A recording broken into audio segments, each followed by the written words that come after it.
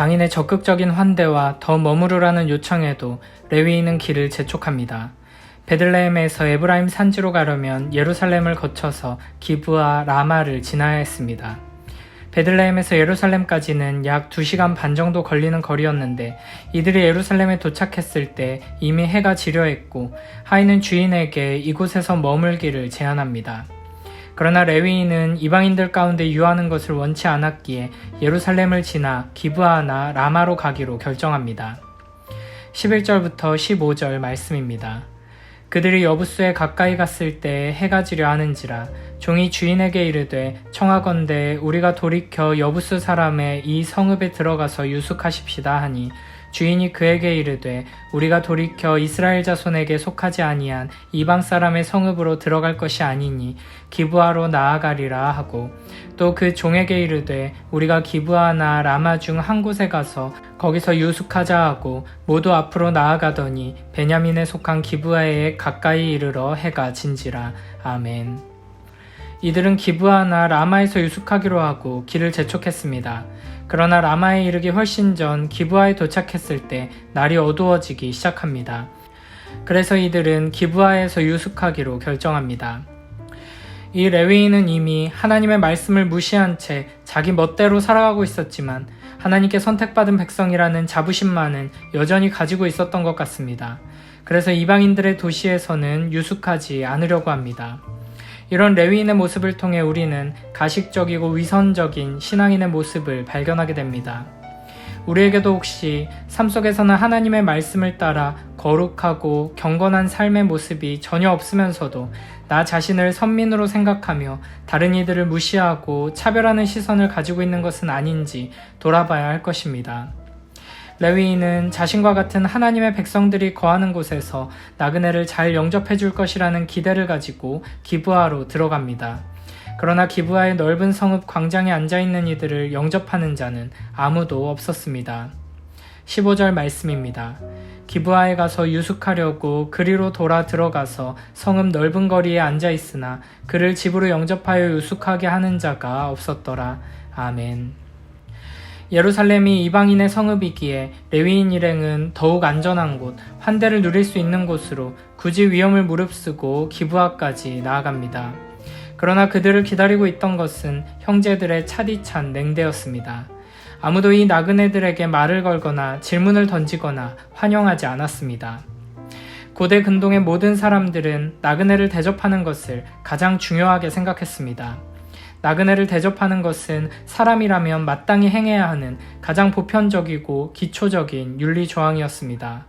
그래서 아무리 미운 사람도 나그네로 지나가다가 우리 집에 도움을 요청한다면 3일은 대접하는 것이 마땅하다고 여겼습니다.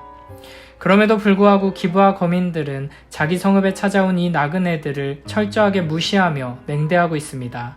이것은 기브아 거민들의 도덕성이 일반적인 가나안 족속들의 수준보다도 더 심각한 부패와 타락의 상태로 추락해 있음을 보여주는 것입니다.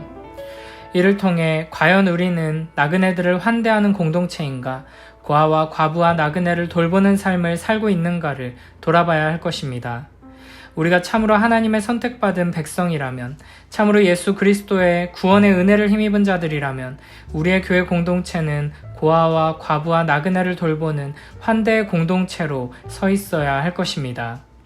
아무리 세상이 서로 편을 가르고 싸우며 자기 유익을 위해 이기적으로 움직인다고 해도 예수 그리스도의 몸된 교회는 자기 희생적인 사랑으로 이 세상에 소외된 자들을 돌보고 나그네들을 환대하는 사랑으로 세워져야 하는 것입니다. 혹시 우리의 모습 가운데 우리의 도움을 필요로 하는 약자들과 소외된 자들을 향해 차가운 냉대를 드러내는 기브아 거민들과 같은 모습이 있는 것은 아닌지 돌아보며 회개해야 할 것입니다. 또한 우리의 공동체와 가정이 이 세상의 그 어떤 단체와 집단보다도 이타적이며 높은 도덕성을 보여주므로 하나님의 영광을 드러내게 되길, 우리의 성품과 삶을 통해 하나님의 사랑이 이 세상으로 흘러가게 되길 소원하며 기도해야 할 것입니다. 이어서 16절부터 21절 말씀입니다. 저녁 때에 한 노인이 밭에서 일하다가 돌아오니 그 사람은 본래 에브라임 산지 사람으로서 기브아에 거류하는 자요 그곳 사람들은 베냐민 자손이더라. 노인이 눈을 들어 성읍 넓은 거리에 나그네가 있는 것을 본지라. 노인이 묻되 그대는 어디로 가며 어디서 왔느냐 하니 그가 그에게 이르되 우리는 유다 베들레헴에서 에브라임 산지 구석으로 가나이다. 나는 그곳 사람으로서 유다 베들레헴에 갔다가 이제 여호와의 집으로 가는 중인데 나를 자기 집으로 영접하는 사람이 없나이다. 우리에게는 나귀들에게 먹일 집과 여물이 있고 나와 당신의 여종과 당신의 종인 우리들과 함께한 청년에게 먹을 양식과 포도주가 있어 무엇이든지 부족함이 없나이다 하는지라. 그 노인이 이르되 그대는 안심하라. 그대의 쓸 것은 모두 내가 담당할 것이니 거리에서는 유숙하지 말라 하고 그를 데리고 자기 집에 들어가서 나귀에게 먹이니 그들이 발을 씻고 먹고 마시니라. 아멘. 다행히 저녁 때가 되자 밭에서 일하다가 돌아온 한 노인이 다가와 질문을 던집니다. 16절은 이 노인이 본래 에브라임 산지 사람이라고 말합니다. 이 노인도 레위인과 마찬가지로 고향인 에브라임 산지를 떠나 베냐민 자손의 땅인 기브아에 머물고 있었던 것입니다. 정작 그 땅의 주민들은 아무도 나그네를 돌보지 않는데 그 땅에 나그네로 살고 있는 노인이 나그네를 돌보고 있는 것입니다. 우리도 이 땅에서 우리의 정체성이 나그네라는 것을 깨닫고 이 땅이 아닌 영원한 하늘에 뿌리를 내린 삶을 살아갈 때 비로소 우리 주변에 돌봄이 필요한 나그네들을 향한 사랑의 시선을 가질 수 있게 될 것입니다. 이기적이고 악한 이 땅의 주민이 아니라 나그네를 돌보는 하늘 나그네로 사랑을 베풀며 하나님의 영광을 드러내는 영원한 하나님 나라 백성으로 살아가는 복된 우리 모두가 되길 축복합니다.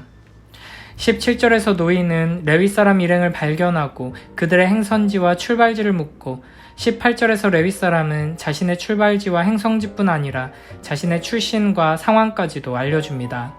그러면서 그는 자기가 여호와의 집으로 가는 중이라고 말합니다. 여기서 여호와의 집은 실로의 성소를 말하는 것으로 보입니다.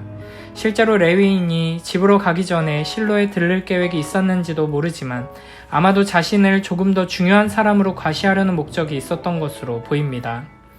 또한 18절에서는 나를 자기 집으로 영접하는 사람이 없다라고 말합니다. 그러다가 19절에서는 자신들에게는 부족한 것이 없다고 말합니다.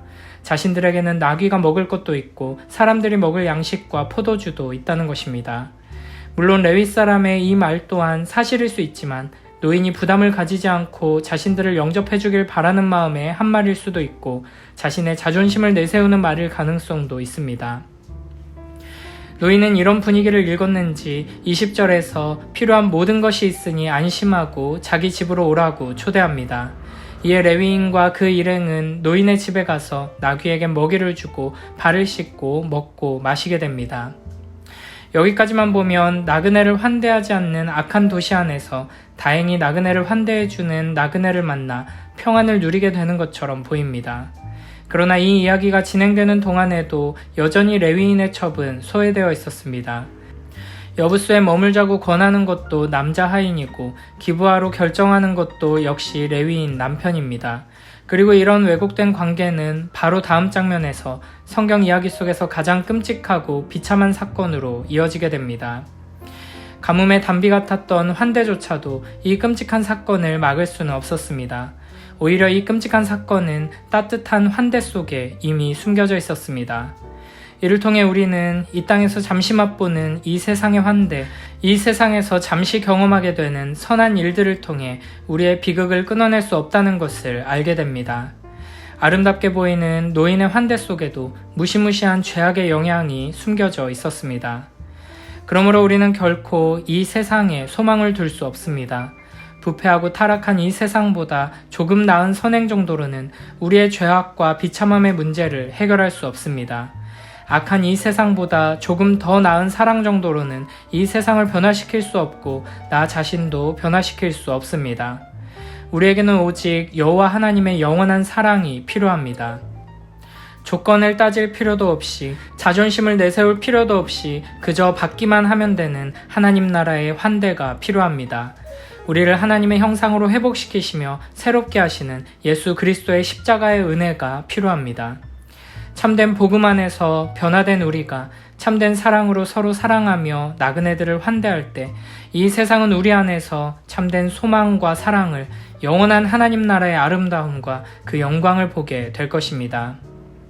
우리 안에서 일하시며 우리를 통해 역사하실 하나님을 기대하며 하나님 말씀 안에서 그 영원한 사랑 안에서 자라나는 복된 우리 모두가 되길 축복합니다.